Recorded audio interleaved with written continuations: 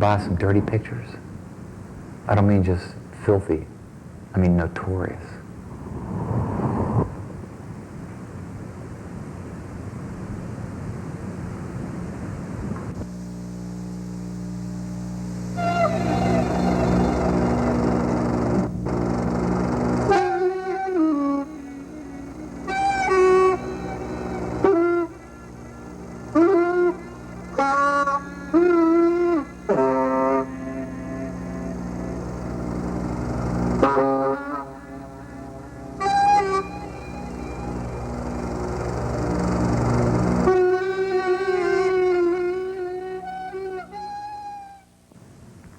Welcome to Free For All. I'm Miles Anderson. Ken's down in New Orleans this week at a psychiatric convention of some kind, but I doubt it'll do him any good. Later tonight we're going to go down to Grace Church in Georgetown and watch rehearsals for a new play called Under a Mantle of Stars by Manuel Puig, featuring the Contemporary Artists Theater Company. But our first guest is Charlotte Murphy with the National Campaign for Freedom of Expression. Probably the first group formed by artists to protect freedom of expression here in the nation's capital. Right, Charlotte? Yes. Welcome to the show. Thank you. Tell me a little bit about the National Campaign. Well, the National Campaign was started because of the controversy happening over the National Endowment for the Arts and Congress. And primarily what we saw was that the far right was attacking the arts because the arts was an easy victim. They were using the issues of blasphemy and obscenity to really eradicate a program, namely the NEA, that's been very successful over its 25-year history. We also saw that because, for the first time, the arts community had a very formidable enemy in terms of the far right, that what we really needed to start creating now was a mass constituency for the arts. A mass constituency? You mean American citizens, getting them interested in art? Yeah, I think one thing that was incredible education for the arts community was when the Serrano picture that we earlier saw and when news of the funding of the Mapplethorpe show was disseminated to citizens across America that belonged to certain far-right groups like the American Family Association, watch Pat Robertson on TV and things like that, that literally hundreds of thousands of letters a day were coming into Congress saying, kill the NEA. And what that really taught us was that we needed, maybe we can't get the same amount of numbers, but we had to start creating numbers. We also saw very clearly that these attacks on two artists were attacks on difference in society, on diversity, on homosexuality, and that we really foresaw that there were, unless we made an organization like the campaign, we really foresaw that we would continue to be victims, we would continue to lose. We've lost a lot already within the public's eye, and also, namely, a very difficult loss has been in Congress. But you've had a recent victory, the acquittal of the museum director in Cincinnati. That was great. I think that was really wonderful, and I think that's one of the things that the campaign really wants to do, is reframe the issue exactly around that Americans, every kind of American, regular Americans, want the choice to choose what they want to see. It's not an issue of government sponsorship. It's not an issue of whether or not these particular pieces of work are blasphemous or obscene. It's really about individuals, when making decisions, when given proper information, when given correct information, really want to use their own intelligence to its fullest and make choices that do not hinder other people to make the choice to see or not see something. More than a freedom of choice problem here, we have a funding problem. We have the fact that Americans, regardless of their belief, their tax money goes to some extent to fund things like the infamous Piss Christ by Andre Serrano and works by Mapplethorpe, which depict lifestyles that they find repulsive or frightening or whatever. How do you justify, how does your group justify the expenditure of taxpayer money for things that they don't believe in?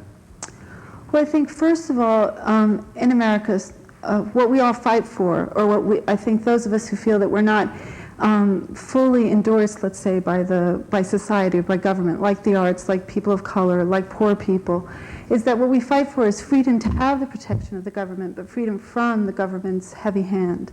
And I think what's really important is that we shouldn't be saying sponsorship, we should be saying, what is America about? America is about the embrace, or should be about, the embracing of diversity of opinion, diversity of people. And so once you make a decision to fund the arts, you shouldn't be able to leave out the best of what's America, let's say, the embracing of diversity of ideas and opinions. You should be able to make that a part of what you do. Namely, if you give money to the arts, you should make freedom of expression a part of the way that you give money to the arts. If you make freedom of expression part of the way you fund, in other words, there is some advantage in funding more fringe, more controversial artists. It increases the diversity, increases our understanding of people that we wouldn't get the experience of otherwise. Is that what you're trying to say? Yeah, it's a holistic approach to funding arts. It's saying that you just don't fund opera, orchestra, but you also fund children's museums, you also fund folk artists, you also fund jazz, and you also fund, indeed, controversial work. Hey, let's talk about some of the good work of the NEA over the years. You mentioned to me Sesame Street earlier, something which would never have become as popular, as pervasive as that program. And the recent movie Driving Miss Daisy was originally from a play that was funded by NEA money. So not all the money is going to make pictures that would shock our grandmothers and that children can't go see. Just a very small part of it. Right, a small important part of it. You cut that part of it out of it. First of all, you cut anything out of something, you've endangered everybody. I think that's that's the basis of the First Amendment. That's the basis of protecting individual rights over majority rule. Is that it's an easy thing to think about, well, let's not just fund Serrano or let's not just fund Mapplethorpe. Well, that's an impossible decision to make because there's so many artists similar to that deserve support. And also, where does it stop? And who are you, and back to my initial point, who are you really pleasing when you make those decisions? You're pleasing people who want to see government sanctioning works of art that specifically act as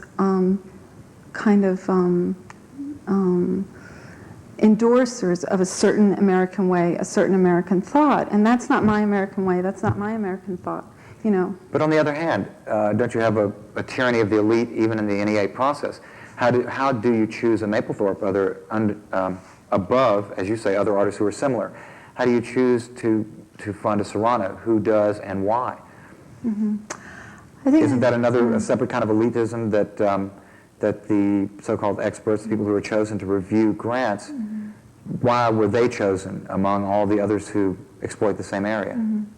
Well, it's how do you define elite? Because certain people are chosen to make decisions, they become elite. If certain people are brought together to make decisions based on the best quilters in America, who usually live in rural areas, does that become an elite group? I think that's it's an easy definition of elitism. I think when we really look at who participates in the endowment as panelists in the folk program, in the expansion program, which is primarily for people of color and rural areas, in the dance program, those people, I think it would be very hard for me, unless being an artist is a definition of being elite, it would be very hard for me to say they're elite because many of them live, just above the poverty level. They live in communities themselves that are disenfranchised, and they do not in any way have direct access to what the true elite in America is, which is a very small group of people who may have a lot of money and make a lot of decisions. I agree. I think that probably that definition of elite is clouding my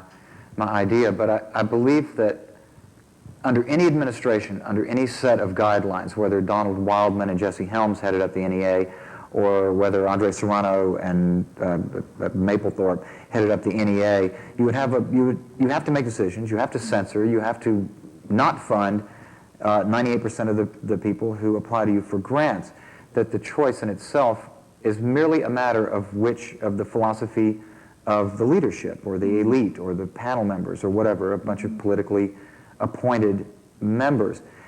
It's one of the things that made the hysteria over the NEA thing a little shrill to me, and that is you have one elite versus another, one group of censors versus another group of censors.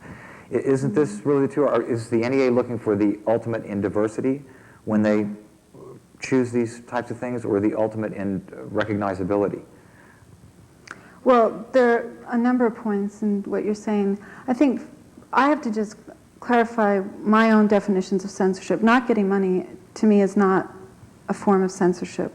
I think in America, it's very difficult to sort of, in America, because of, I think, good things about America, a court system, a government that is more open, hopefully, than other societies, that censorship is more insidious. And in terms of the NEA, and why the NEA became a censorship incident, in my mind, is that it was a breakdown of access.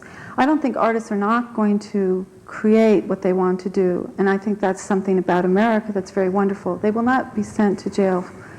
Well, possibly, they will not be sent to jail because of what they've created. But there is a kind of censorship, and that's the taking of funds away that is a breakdown of access. And that means by taking my funds away, because of the content of your work, other people will not be able to see it. And I think that's sort of a unique form of American censorship. The issue of self-censorship has come up both in movie making and in the arts world because of the X rating in the movie business and because of the defunding of the NEA on the other hand. Which are connected. Isn't self-censorship a part of every creative process? Don't you decide what you're not going to do somewhere along the process of deciding what you are going to do?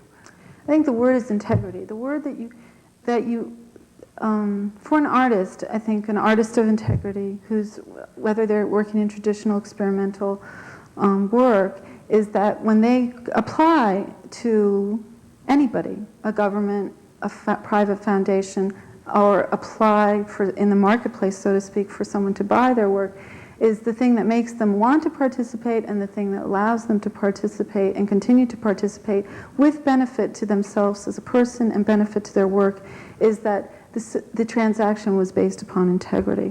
And I think that's important. I think we will lose an NEA. If the NEA continues to lose the kind of flexibility it had, because certain things that happened in Congress this week are really breaking away. It's really making a much more bureaucratic, much more scrutinized system. If artists of real stature, and I'm not saying because they sell in New York, but stature, decide to take themselves out of the system, then the system really breaks down. It's only the quality of the people that participate in the system that make the system anything. And I think that's what we're seeing in terms of the NEA.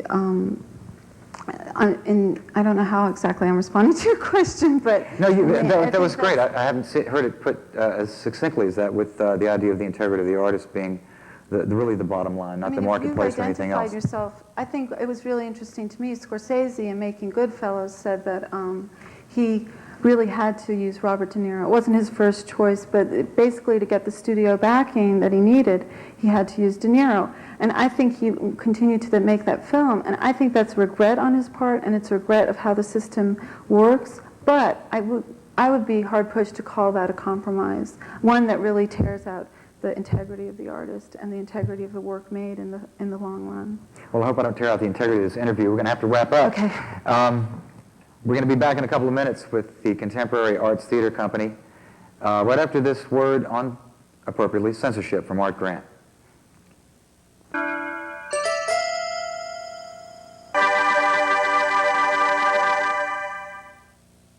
Headline: Bush tries unsuccessfully to stifle art. Hi, I'm the self-uncensored Art Grant. These are troubling times with the NEA fighting with artists. I've been trying to figure out a way to make all of this more understandable. The producer says, art, make it visually interesting. Like I don't know anything about visually interesting. Then it hit me. Go out on a limb, Art. Make a point. That's what art's all about.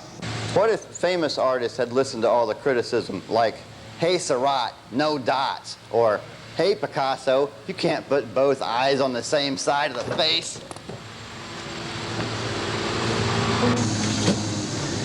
Hey, Mondrian, no flat, geometric, hard-line shapes, or, hey, Van Gogh, what's with all the bright colors? Or, hey, Warhol, that's a soup can. Or, hey, Oldenburg, you can't put a giant cheeseburger in an art gallery. Art has always been on the edge, trying new things, being true to oneself, looking at things from a different perspective. Even if all of Mapplethorpe's photos contained lighted tobacco products from North Carolina, not everyone would be happy. Be open-minded, take a good look at art, and then tilt your head to one side and look at it again.